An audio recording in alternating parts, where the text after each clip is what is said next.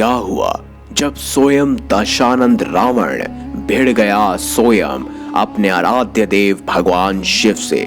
सिर्फ और सिर्फ एक अंगूठे के बलबूते पे भगवान शिव ने किस तरह से तोड़ा रावण का अहंकार।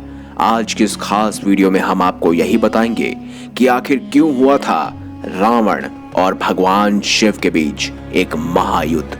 क्या है इसके पीछे की कहानी, चलिए आज की इस खास वीडियो में हम यही जानते हैं। आप देख रहे हैं द भक्ति। अगर अभी तक आपने हमारे चैनल को सब्सक्राइब नहीं किया तो देर किस बात की, चैनल को अभी सब्सक्राइब करें और बेल आइकन जरूर दबाएं ताकि ऐसी ही खास लेटेस्ट अपडेटेड वीडियोस आपको जानने और सुनने को मिलती रहे। रावण को ज्ञानी और महाप्रतापी महापंडित कहा जाता है, लेकिन इसके पीछे की आखिर गाथा क्या है, चलिए दोस्तों इसी को बारीकी से समझने की कोशिश करते हैं। दरअसल दोस्तों रावण बहुत ही ज्ञानी था। उसके तप और निष्ठा से उसने एक महान ज्योतिष खुद को बना लिया था। यही कारण है कि उसने ग्रह और नक्षत्रों को भी अपने वश में कर लिया था। उसके ज्ञान की बात इस घटना से पूरी तरह सिद्ध हो जाती है जब स्वयं भगवान राम अपने छोटे भाई लक्ष्मण से कहते हैं कि जाओ लक्ष्मण, रावण से कुछ ज्ञान और जीवन की सीख ले लो। उस समय रावण भगवान राम का बाण लगने के बाद युद्ध भूमि में जीवन की अंतिम सांसें गिन रहा था। लक्ष्मण अपने भाई प्रभु श्री राम की कोई बात नहीं टालते थे, इसीलिए रावण को सख्त नापसंद करने के बाद भी वह श्री राम के कहने पर रावण के समक्ष जाकर खड़े हो गए, लेकिन रावण कुछ नहीं बोला।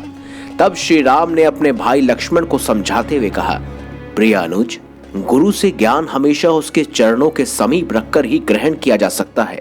तुम रावण के शीश के समीप जाकर खड़े हो गए थे, जाओ इस बार उनके चरणों की तरफ खड़े हो जाओ ताकि वह तुम्हें देख सके और अपने जीवन के अनुभवों का निचोड़ साझा कर सके।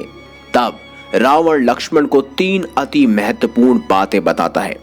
यह घटना इस बात का प्रमाण है कि रावण अपने आप को ज्ञान का भंडार मानता था और वो दरअसल में था भी। रावण कहता है, एक बार रावण का घमंड उसके सर पर इस कदर चढ़ गया कि वह स्वयं भगवान शिव शंभु महादेव से युद्ध करने पहुंच गया। रावण भगवान शिव का एक अनन्य भक्त था, ये हर कोई जानता है, लेकिन जब इंसान का बुरा समय आता है तो सबसे पहले विवेक उसका साथ छोड़ देता है। ऐसा ही कुछ हुआ था रावण के साथ। अपनी शक्तियों के घमंड में रावण भगवान शिव शंकर से युद्ध करने के लिए कैलाश पर्वत पर जा पहुंचा। उसने भगवान शिव को युद्ध के लिए ललकारा और कड़े स्वरों में उनकी निंदा करते हुए बोला, हे त्रिलोकीय देवों के देव महादेव, आज मैं आपके समक्ष खड़ा हूं सिर्फ और सिर्फ युद्ध के लिए।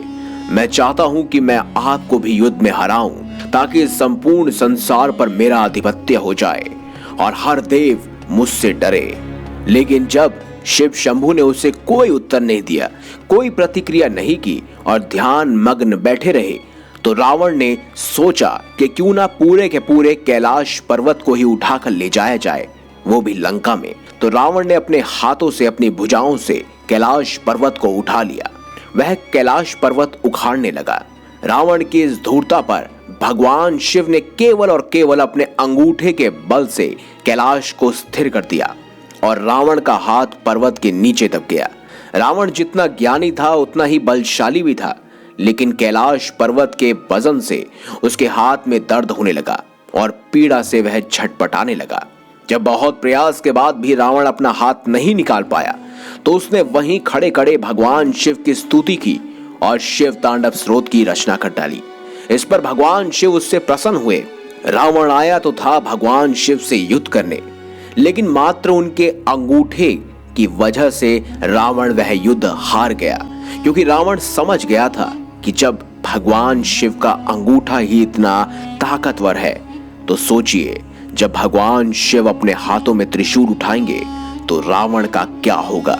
फिर क्या था, रावण को अपने क्षमा की माफी मांगनी पड़ी।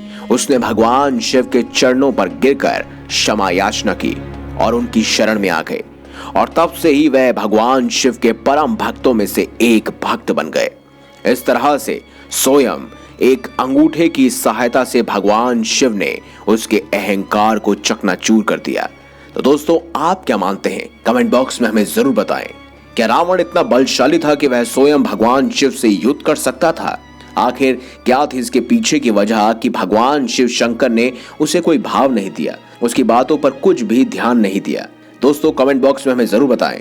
वीडियो अगर आपको अच्छी लगी है तो लाइक करें, हमारे चैनल को सब्सक्राइब करें और ज्यादा से ज्यादा शेयर अवश्य करें।